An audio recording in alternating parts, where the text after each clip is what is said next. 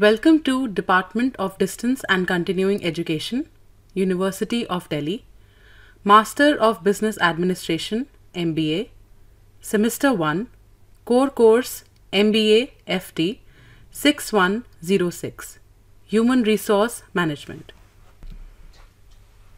Lesson 2, Human Resource Planning. 2.1, Learning Objectives.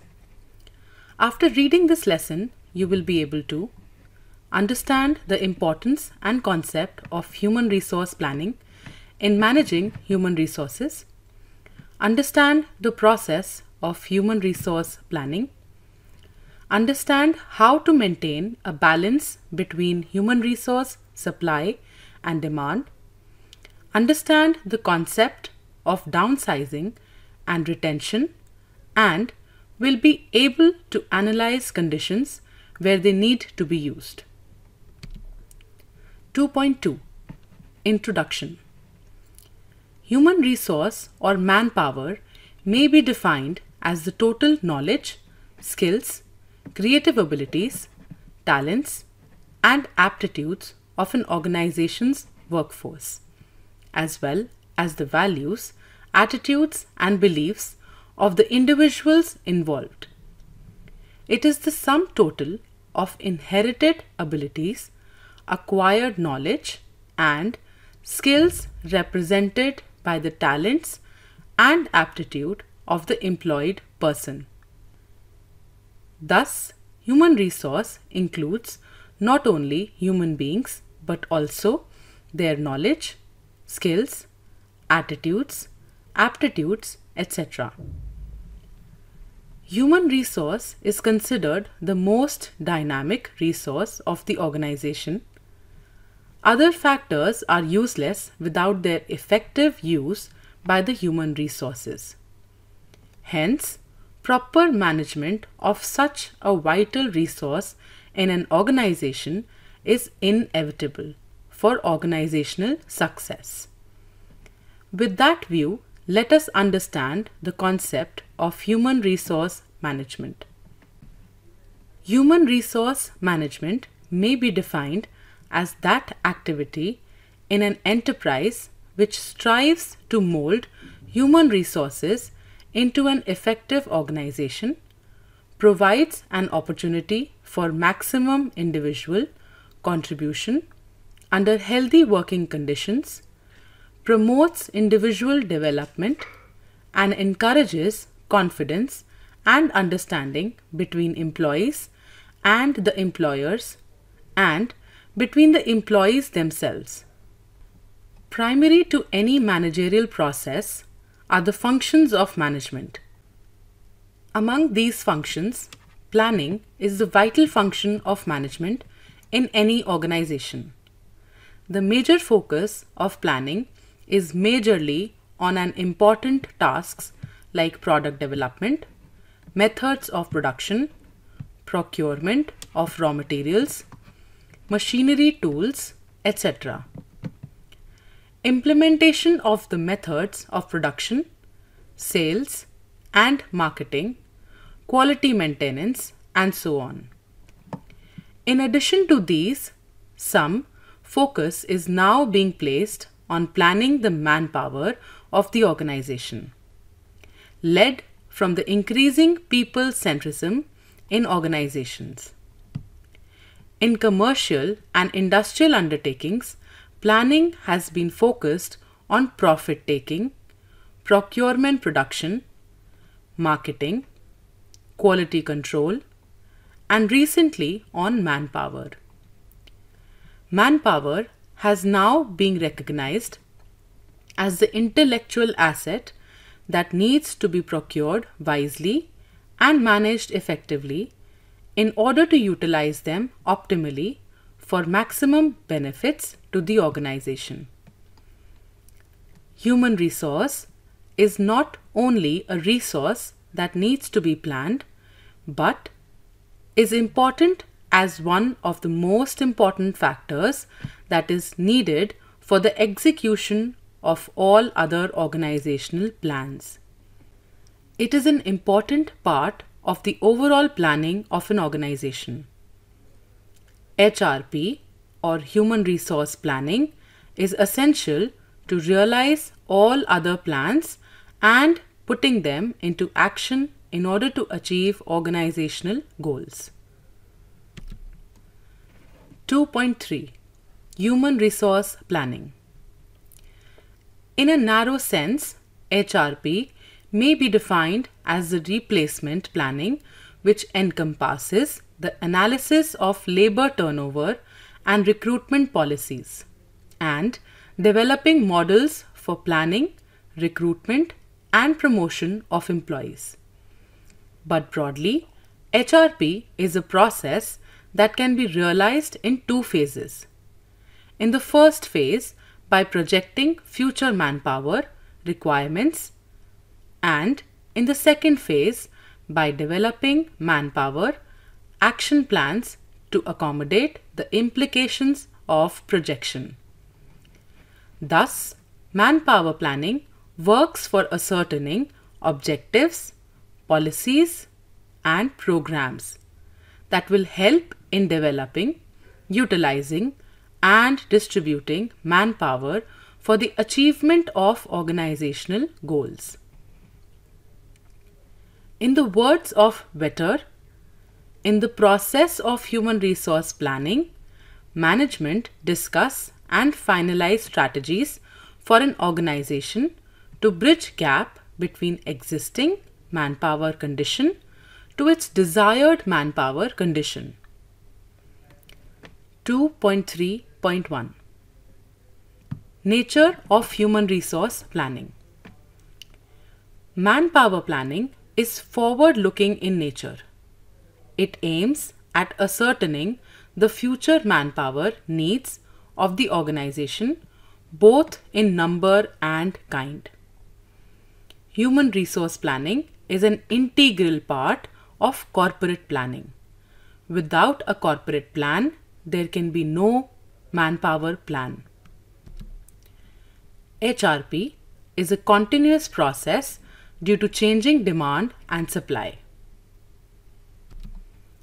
It presents an inventory of existing manpower of the organization to ascertain the status of the available personnel and to discover untapped talent presently available with the organization.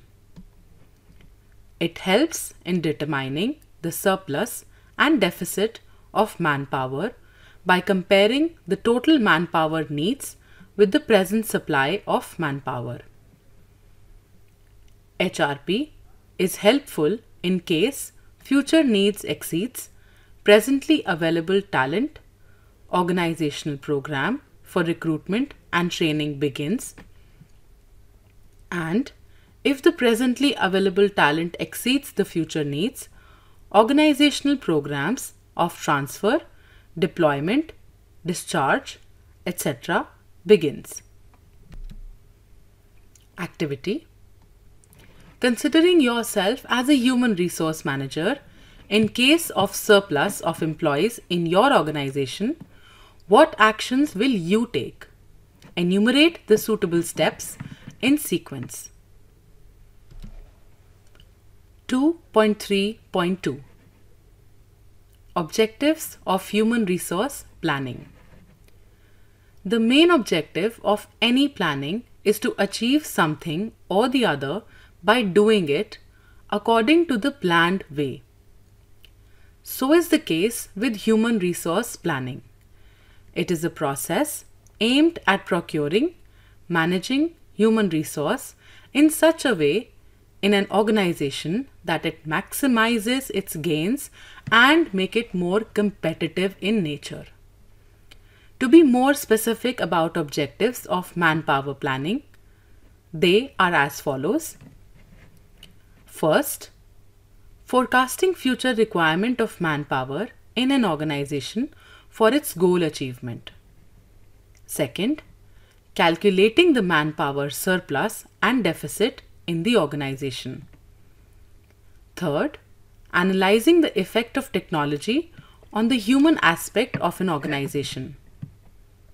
Fourth, analyzing favorableness of conditions for expansion and diversification related decisions. Fifth, managing and optimally utilizing human resource of organization. Sixth, ensuring that the human resource needs are timely fulfilled with the adequate quantity and quality of human resource. Seventh, ensuring insubordination of HRP with the overall organizational planning. Eighth, directing to take necessary actions in case of surplus or deficit of human resource. Ninth, developing foundation for conducting management development programs as and when required. 2.3.3 Steps in human resource planning. The process of human resource planning involves the following steps. First, deciding objectives of HRP. The main purpose of human resource planning is to maintain a balance between human resource demand and supply. Through effective planning, the future enterprise needs should be assessed in advance so as to increase preparedness of the enterprise in terms of manpower availability. Also, planners need to be extra careful while making assessment of availability and requirements of human resource in the organization in order to take correct decisions and develop right strategies. Second, inventory management. The management of deficit and supply of human resource can be smooth if the organization will be able to manage its human resource inventory. From the existing skill in the inventory, people can be trained, placed, developed, and utilized as and when required, cutting down the cost of hiring and procuring new set of skills as the requirements occur. It is even helpful in developing management succession plans or calculating replacements, the need of which may arise due to retirement, resignations, etc. Third, demand forecasting. Demand is created when there appears a gap between what is and what should be. To foresee the demands of human resource, current manpower analysis needs to be done by department with major emphasis on functions, occupation that needs to be filled, level of skills or qualification required. On the basis of a detailed analysis, appropriate decisions can be taken to satisfy the human resource demands of the organization. Factors influencing future manpower demands are: A. Employment trend analysis. The manpower planners must make a thorough analysis of employment trends, that is, employment's conditions in the organization during past 5 years. This in return will help understanding stability or instability of people in the organization. This will also clarify that whether the trend has expanding or contracting. B. Replacement need analysis. In an organization, there can be various reasons for replacement such as death, retirement, resignation, and termination of employees.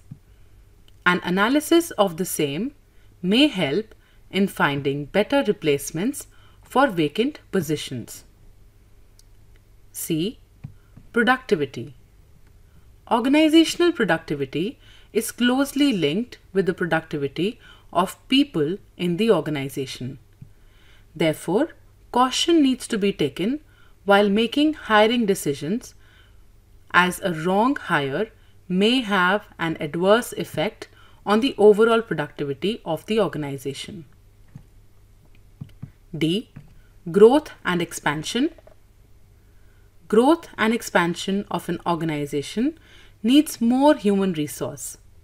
This need should be carefully analyzed in advance so as to have adequate quantity of human resource that favors the decision regarding expansion of organization. Fourth, supply forecasting. Where there is the demand, it can be fulfilled only with an adequate amount of supply. Therefore, they carry equal importance in case of human resource forecasting. There are specifically two sources of supply of human resource: internal and external. Both are utilized depending upon the nature and type of demand. Internal supply is considered to be more important in comparison to the external sources. It is so because of accessible availability. It comprises of the employees working in the organization who can be promoted or transferred to fill up various vacant positions as and when required. The only thing needed is the evaluation and tallying of needs with available supply of personnel to understand their suitability. Tools used for supply forecasting is HR audit and replacement charts. This would require an evaluation of the present personnel abilities, strengths, and weaknesses so as to gauge their suitability for different jobs. In order to estimate the internal supply of personnel, it is necessary to conduct HR audit and prepare replacement charts in advance. A. Human resource audit. Process of HR audit systematically examines the executive, personnel or managers, leading to the creation of management inventories, and for non-managerial employees, it leads to the preparation of skill inventories. B. Replacement charts. It clearly shows that who will replace whom in the long run. They are prepared for listing key positions in the organization and indicating time when it is likely to fall vacant. Also, list the most likely candidates in the organization who can suitably fill vacancies and the time when they are ready for promotion. Fifth, gap analysis. Gap is what lies between supply and demand. Manpower planning experts can identify this gap by comparing demand forecasts with supply forecasts, with the help of which they will be able to assess either deficit or surplus of human resources in future. In case of deficit, decisions need to be taken regarding procurement of human resource, that is, recruitment from outside, whereas in case of surplus, redundancy, redeployment, transfer or retrenchment can be the solution. Gaps can also be in the form of knowledge, skills, and aptitudes. If the employees are found to be deficient of some specific skills or knowledge, they can be trained. On the other hand, employees with higher skills may be diverted into more enriched jobs. As soon as these gaps are identified, plans are prepared and appropriate decisions are taken to bridge these gaps. Sixth, redeployment. and redundancy program. On estimation of surplus manpower, a decision regarding redeployment or retrenchment of such personnel needs to be taken. Redeployment may include the following measures. A. Transferring personnel from the departments having surplus manpower to those having shortage of manpower. B. Transfer in sister concerns. C. Creating ad hoc projects for accommodating surplus staff. D. Providing adequate training to personnel and place them in other projects. Redundancy or retrenchment program includes the following measures. A. Voluntary retirement. Voluntary Retirement Scheme (VRS) introduced by the Government of India.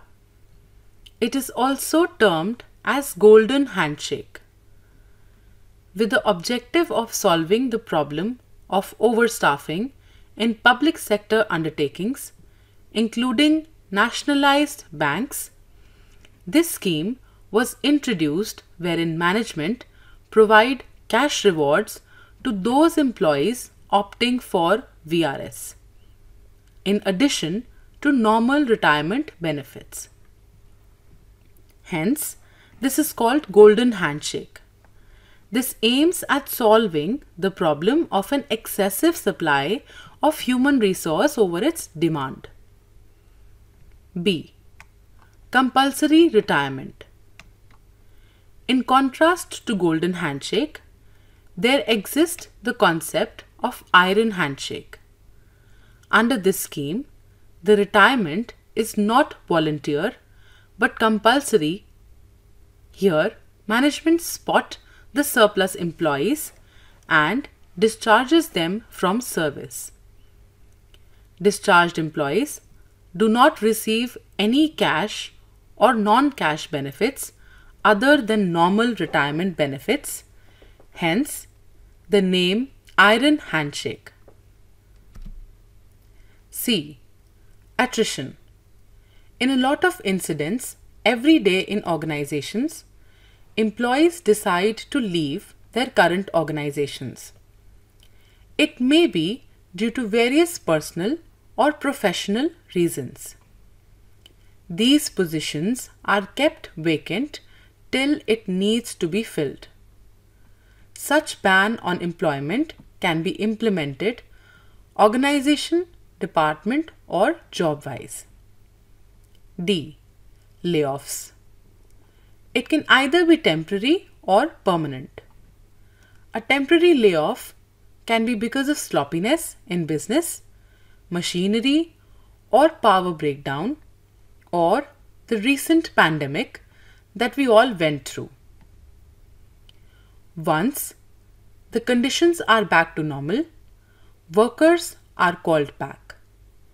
Permanent layoff is due to shutdown or winding up of the company. E. Leave or absence without pay. Many a times employee prefer to be on leave without pay rather being jobless. Therefore, this technique is also used to help company cut the labor cost and the employee to pursue his or her self-interest to fulfill other personal responsibilities while being on leave without pay. 7th, employment plan. Above was done in case of surplus manpower but is case of deficit. There has to be decisions regarding employment of people to fill the gap. For this decision to be effective, major emphasis should be on the quality and quantity of manpower to be employed. These decisions will lead to processes like recruitment, selection, placement, transfer, promotion, etc. 8th, designing training program. In many cases, what is mostly required to fill the gap between human resource requirement and availability is the skill only and not a new hire. This requirement can be fulfilled to an extent by just training people in such a way that they can harness their skills to be utilized for new projects and assignments. Hence, employees in the organization must be given appropriate training for their and organization's benefit. Development programs should also be designed and conducted for them so that they enrich their knowledge for the long term. 9th, appraisal of HRP. An appraisal of human resource planning process must be made to check its effectiveness. Deficiencies must be pointed out. Corrective actions should also be taken whenever it is feasible and necessary to remove the deficiencies in manpower planning. An appraisal of the existing manpower will also serve as a guide in the future manpower planning. In text questions, first, manpower planning is dash looking in nature.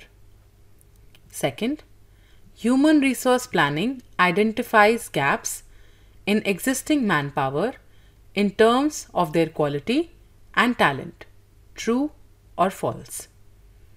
Third, right estimation of manpower requirements is the objective of A. HRD, B. Human resource policy, C. Recruitment process, D. Human resource planning. Fourth, examination of number of employees during past 5 years is dash trends. Fifth, planners can identify dash by comparing demand forecast with supply forecast. 2.4, quantitative aspect of manpower planning. The analysis of manpower planning leads to its two broad aspects, viz. Quantitative aspect and qualitative aspect. The former relates to the determination of the right number of personnel required for each job in the organization, and the latter relates to specifying the quality of personnel in terms of laying down the educational, professional qualification, work experience, psychological traits, etc. We will now discuss the quantitative aspect of human resource planning, which consists of the following aspect. First, demand forecasting.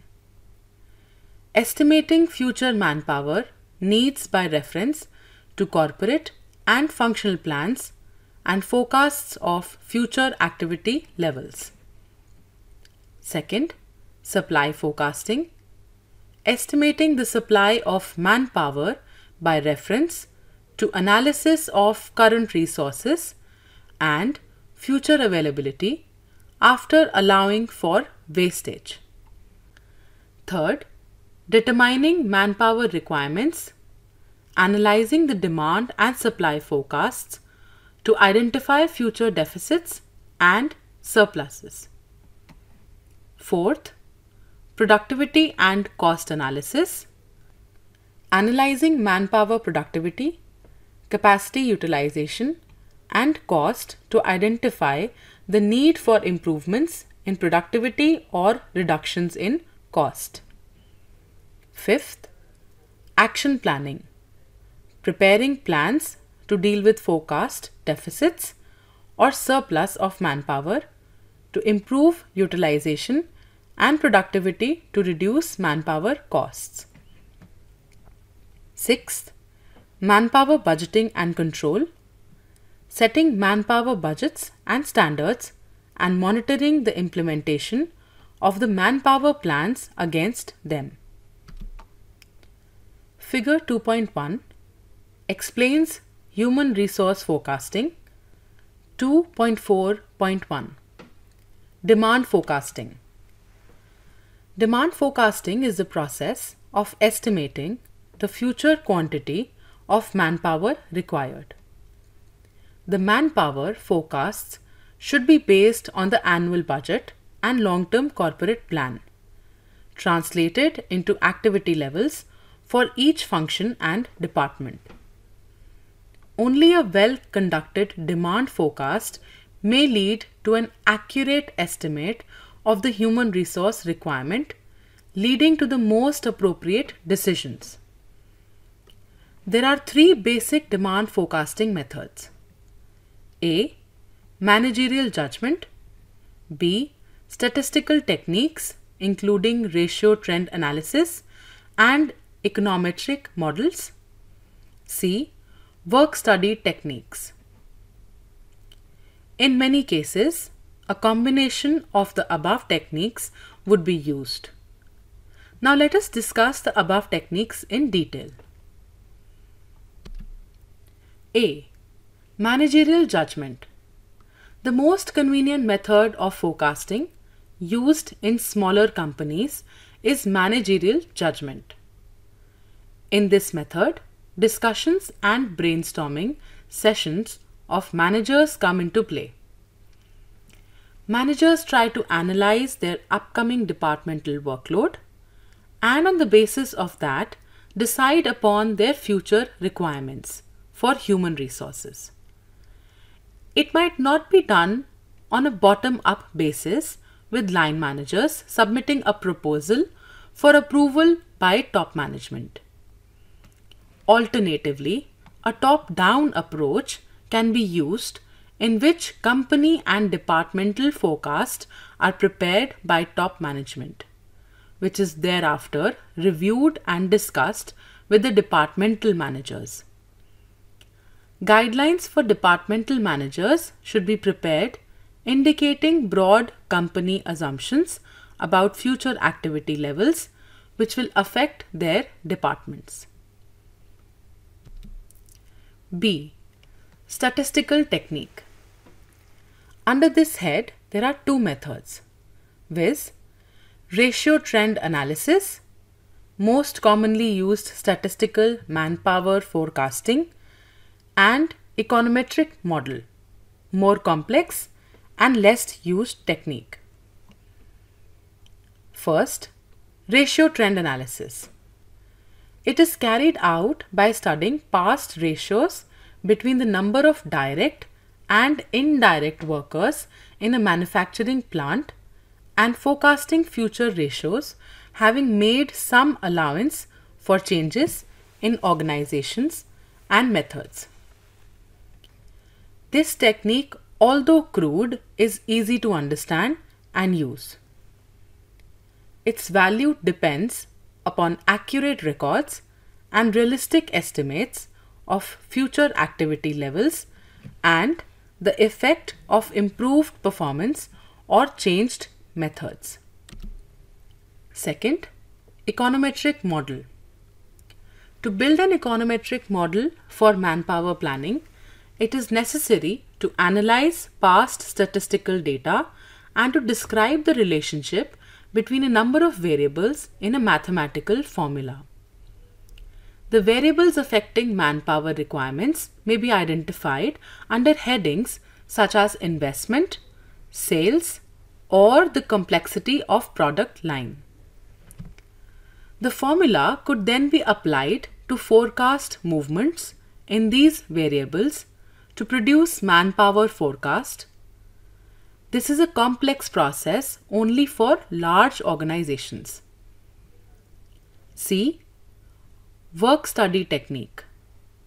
In order to calculate that how long operations should take the amount of labor required, this technique is used by applying work measurement technique.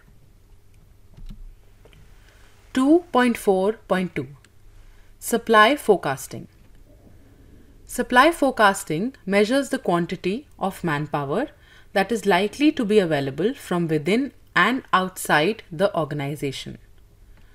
The supply analysis covers: first, existing manpower resources. The basic analysis should classify employees by function or department, occupation, level of skills, and status. The aim should be to identify from this analysis resource centers consisting of broadly homogeneous groups for which forecasts of supply need to be made. From the management perspective of their succession planning and preparation of management development programs, it may be equally important to know how many people with potential for promotion exist and where they can be found. The analysis of current resources should look at the existing ratios between different categories of staff. Recent movements in these ratios should be studied to provide guidance on trends and to highlight areas where rapid changes may result in manpower supply problem. Second, labor wastage. Labor wastage should be analyzed in order to forecast future losses and to identify the reasons for people leaving the organization. Plans can then be attached to the problems causing unnecessary wastage and to replace uncontrollable losses. The manpower planner, therefore, has to know how to measure wastage and analyze its causes. Third, internal promotions and transfer. The supply forecast should indicate the number of vacancies that will have to be filled to meet the demand forecast. Vacancies arise because people leave. In order to fill these vacancies, the first strategies to think about should be internal promotions and transfers, as it has various benefits, as it will enable the organization to make optimum utilization of resources, and it even saves cost of training new hires in the organization. Fourth, effect of changing conditions on work and absenteeism. This assessment should cover factors operating within the firm, such as changes in normal weekly hours of work, overtime policies, holidays, retirement policies, policies for hiring part-timers, and shift system. Trends in absenteeism should also be analyzed to trace causes and identify possible remedial actions. Fifth, sources of supply. Internal sources of labor include the output from established training schemes or management development programs, and the reservoirs of skills and potential that exist within the organization. Besides that, external sources of supply are also equally vital source of supply of human resource. The factors which can have an important bearing on the supply of manpower are listed below. Local factors. First, population densities within reach of the company. Second, current and future competition for labor from other employers. Third, local unemployment levels. Fourth, the traditional pattern of employment and the availability of people with the required qualification and skills. Fifth, the output from the local educational system and government or other training institutes. Sixth, availability of part-time labor. Seventh, local housing, shopping and transport facility. Eighth, attractiveness of area or company. National factors. First, trends in the growth of the working population. Second, national demands for special categories of manpower. Third, the output of the universities, polytechnics, and professional institutions. Fourth, the effect of changing educational patterns. Fifth, the impact of national government training schemes. Sixth, the impact of government employment regulation. 2.4.3 Problems in human resource planning. First, identity crisis. Many managers as well as human resource specialists do not understand the human resource planning process completely. There can be little doubt that unless the human resource specialist develop a strong sense of purpose, they are more likely to fail. Second, lack of support from top management. Human resource planning cannot be fruitful without top management support. As planning is always said to happen at the top level, it needs complete support from them so that it should follow down to the other levels and are executed in its true sense. Third, insufficient initial efforts. Any sort of planning requires initiation, and so is the case with human resource planning. After a plan is initiated, it flourishes slowly and gradually by placing things in place, developing a foolproof plan, and then executing it well. Without initiation, human resource planning may not come in its required shape and form to benefit the organization. Fourth, resistance from employees. Manpower planning is very often resisted by employees and trade unions. What leads them towards this is their feeling that if this planning increase, it will result in higher workload and may also restrict them from bargaining.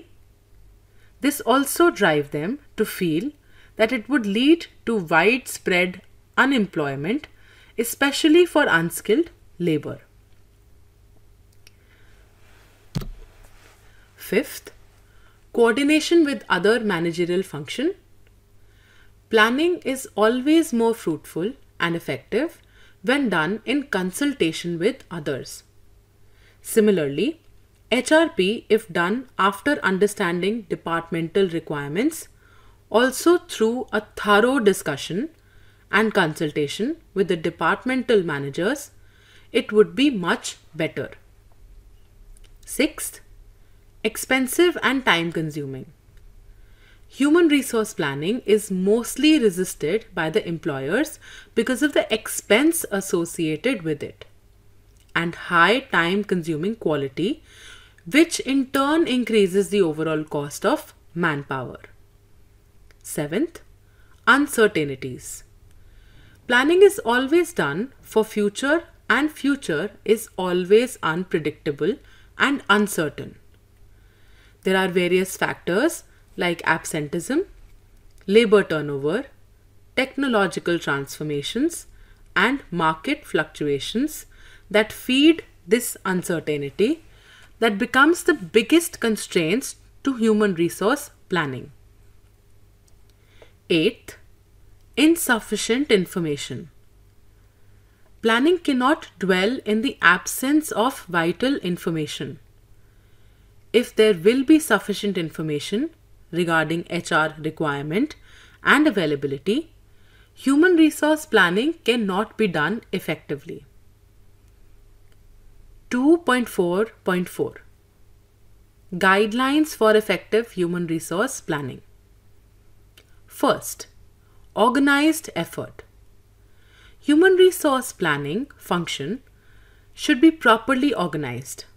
A separate cell, section, or committee may be constituted within the human resource department to provide adequate focus and to coordinate the planning efforts at various levels. Second, support of top management. Planning cannot come to the execution stage without top management. It is essential to ensure the necessary resources, cooperation, and support for successful human resource planning. Third, adequate initial effort. Human resource planning fails because of lack of sufficient initial effort. To be successful, human resource planning should start slowly and expand gradually. Development of accurate skill inventory and preparation of replacement charts are an integral part of manpower planning.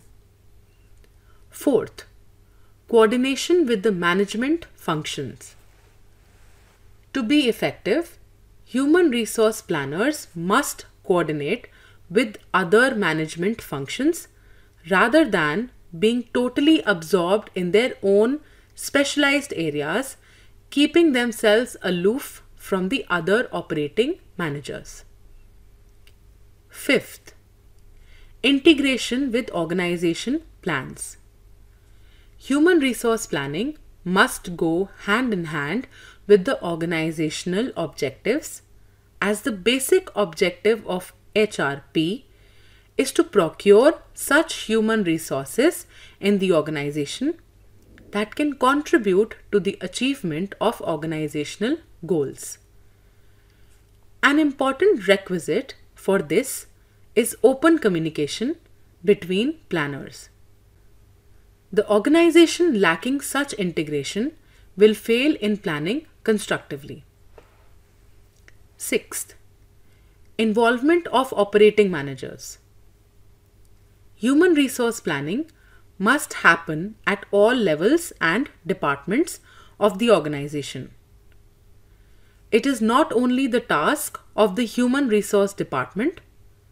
The involvement of all operating managers can make the process much more constructive in nature. Case study. Rovanov Testing Limited has planned for computerization of nearly 50% of the production operations and control. It has taken care of all resources in the computerization plan, including human resources. The present inventory of human resource and future requirements of the production department were specified as given here under. Category of human resources: chemical engineers, operation; chemical engineers, maintenance and control; mechanical engineers, maintenance; supervisors, operators, quality controllers. Present inventory, requirements after computerization, and surplus are given below. The human resource planners suggested the redeployment of chemical engineers in their newly started sister concern, that is Laminate Textiles Limited, and retrench surplus employees of all other categories. They also recommended to the management that there was no need for any other action plan. The computerization was over by the end of 2001, when the management wanted to start the production of the newly computerized process. They were shocked to note that not many employees in the production department were suitable for the new positions, and the information supplied by the human resource planners in this regard did not match the reality. Questions. First, what is the main problem in this case? Second, who is responsible for the present state of affairs? Third, what measures would you suggest dealing with the problem? Fourth, how can the interests of surplus staff can be protected? In-text questions. Sixth, human resource planning does not facilitate succession planning in the organization. True or false? Seventh, dash is the process of estimating the future quantity of manpower required. Eighth, which of the following is not associated with the human resource planning? A. Information, B. Compensation, C. Integration, or D. Welfare. Ninth, dash is the measure of quantity of manpower that is likely to be available from within or outside the organization. 10th, identity dash is one of the major problems of HRP. 2.5. Downsizing. Downsizing involves organizational restructuring, which results in decreasing the size of the organization and often results in a flatter organizational structure to respond more rapidly to the pace of environmental changes. Downsizing as a strategy has been adopted throughout the world to achieve operational economies and increase efficiency to be able to survive and grow in the uncertain environment. In the context of human resource management, downsizing involves elimination of certain jobs with a view to improve work efficiency. The organization reduces staff exceeding its need. As a result, some of the employees get separated from the organization. Downsizing may become unnecessary due to the following reasons. First, an organization might suffer from overstaffing due to faulty human resource planning. Second, a change in man-machine ratio may occur due to technological advances. Third, an organization may start outsourcing some of its business functions. As a result, people employed in these functions become surplus.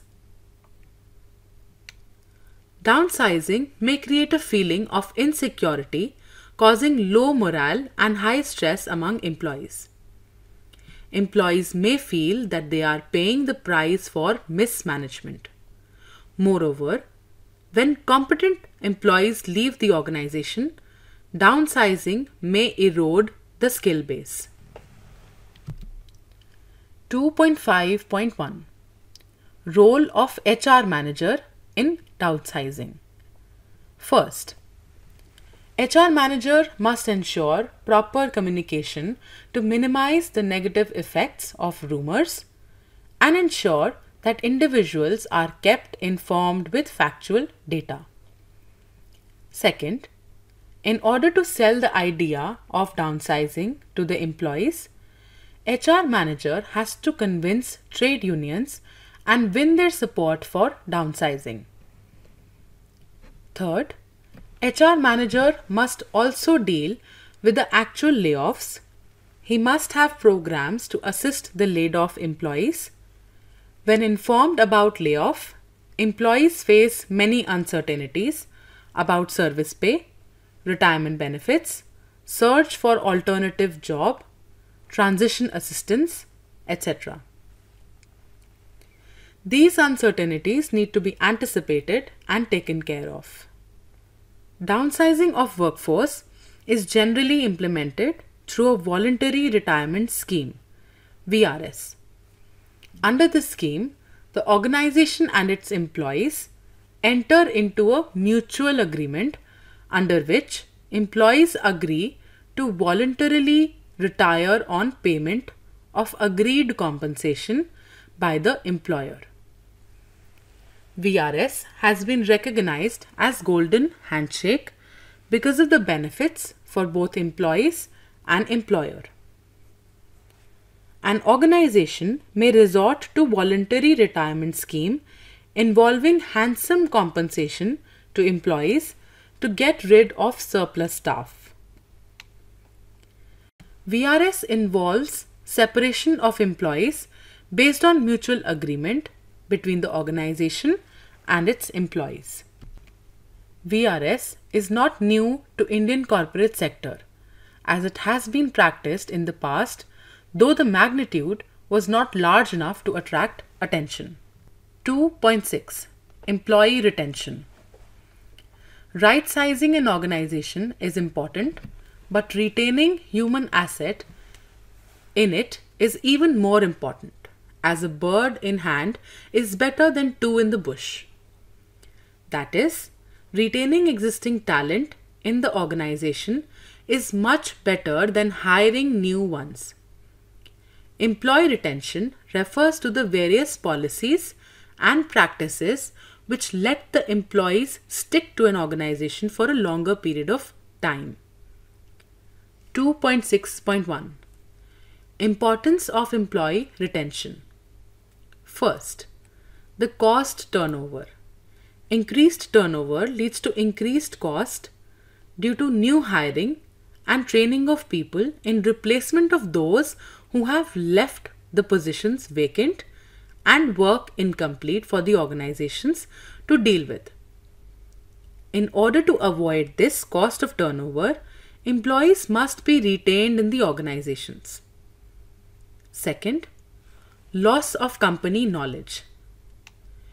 With people moving out of the organizations, their skills, knowledge, and expertise also move out, and regaining the same becomes a difficult task for the organizations. Human resource, which is also referred to as intellectual asset, must be retained into the organization as much as possible. Third, interruption of customer service. In service industries, many a times person rendering services highly matters as the customers establish rapport with them and wants to be served by them in future as well. In such a scenario, if they will leave the company, it may also lead to losing the customer as well. Fourth, turnover leads to more turnover. Many a times it is observed that a person moving out of the organization can influence others too to take such steps, leading to a mass resignations, increasing the overall turnover of the organization. This may be due to dissatisfaction, discontent, grievance, and so on. In such case, the root cause needs to be found out in order to sort it out. Fifth, goodwill of the company. Too many people leaving the organization can go in the bad name of the company, losing its reputation and goodwill, which is vital for organizational growth and success. Hence, this needs to be dealt with in an efficient manner. Sixth, regaining efficiency. Efficiency once lost takes long to gain back. Efficiency in terms of knowledge, skill, experience, if will be lost with the people turning out of the organization, will again require a lot of time, cost, and energy to be regained. Therefore, retention of employees is given importance in the organizations. 2.6.2 Employee Retention Strategies. The figure 2.2 explains here the different strategies taken up for retaining the employees, including grievance redressal, growth opportunities, attractive package, training and development, and recreation. In addition to above, there are many other important things that can be taken care of for higher retention. First, most important is to hire the right person at the right place. Second, empower the employees. Third, make employees realize that they are the most valuable assets of the organization. Fourth, have faith in the employees, trust them, and respect them. Fifth, furnish them with crucial information. Sixth, keep providing them feedback on their performance. Seventh, recognize and appreciate their performance. Eighth, keep their morale high. Ninth, create a conducive environment for them to work. Figure 2.3. It explains retention strategies at various levels. At the low level, appreciating and recognizing a well-done job, recognizing professional as well as personal significant event, providing benefits, perks, and workplace convenience, occasional stress relievers, support in tough time and professional crisis. The middle level include appreciating and recognizing a well-done job, benefit programs for family support, providing convenience at workplace, providing training and development, and personal growth opportunities. In the high level, it includes promoting work-life effectiveness, understanding employee needs, encouraging professional training and development and/or personal growth opportunities, provide an environment of trust, respect opinions and suggestions. In text questions, 11th, Dash involves organization restructuring resulting in flatter organizations. 12th, downsizing of workforce is generally implemented through 13th, VRS is also termed as iron handshake, true or false. 14th, Dash is the process in which the employees are encouraged to remain with the organization for maximum time. 15th, which is not one of the retention strategies. A. Growth opportunities. B. Authoritative environment. C. T&D, training and development. Or D. Recreation. 2.7. Summary. For the organization, it is very necessary to plan each and every function. Retake. For an organization, it is very necessary to plan each and every function, activity, process, etc. as it is only effective planning that leads to its effective execution. Human resource being such a vital asset for any organization, its management needs planning too. Human resource planning forms a base for various other important processes, viz. Recruitment, selection, deployment, retrenchment, and so on. For correct planning, it is very important to be aware of the present state of affairs in the organization. Hence, demand and supply forecast of human resource are referred to as the most important tools for human resource planning. Through this analysis, surplus or deficit of human resource is calculated, which works as reference for decisions regarding recruitment, hiring, retention, downsizing, retrenchment, etc. Thank you for listening.